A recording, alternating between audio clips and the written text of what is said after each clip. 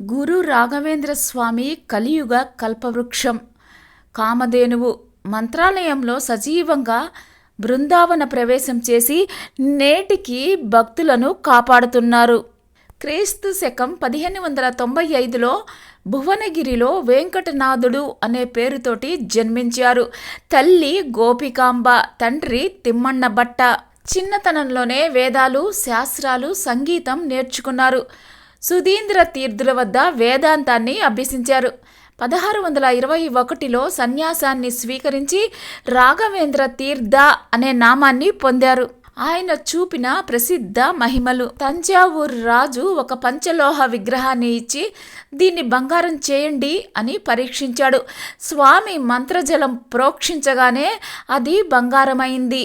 రాజు పశ్చాత్తాపపడి రాఘవేంద్రుని శిష్యుడు అయ్యాడు. ఒక దేశస్థుని కొడుకు పాము కాటుకు చనిపోయాడు. శవాన్ని తీసుకుని వచ్చి స్వామి ముందు పెట్టి ఏడ్చాడు. స్వామి తన కమండలంలోని జలం చల్లి మృత సంజీవని స్తోత్రం పఠించగానే బాలుడు లేచి కూర్చున్నాడు. బీదర్ గ్రామంలో కరువు వచ్చింది. ప్రజలు స్వామిని వేడుకున్నారు.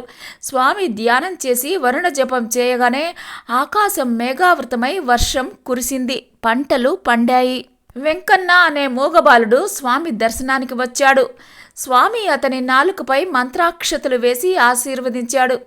వెంటనే బాలుడు మాట్లాడడం మొదలుపెట్టాడు. తర్వాత అతడు గొప్ప పండితుడయ్యాడు. ఆదోని నవాబు సిద్ది మసూద్ ఖాన్ స్వామిని పరీక్షించడానికి మాంసంతో నిండిన పళ్ళెంపై వస్త్రం కప్పి తెచ్చాడు. స్వామి మంత్రించిన జలం చల్లగానే, వస్త్రం తీయగానే పళ్ళెంలో పూలు, పళ్ళు కనిపించాయి.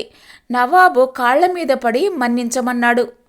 1671లో మంత్రాలయంలో శిష్యులకు ముందుగానే చెప్పి సజీవంగా బృందావనంలో కూర్చున్నారు. చుట్టూ 1200 గ్రంథాలతోటి బండరాళ్లు పేర్చారు.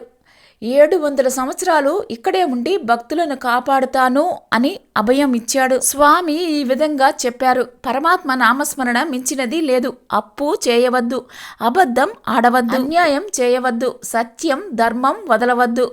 గురువు మీద, దేవుడి మీద భారాన్ని వేయండి.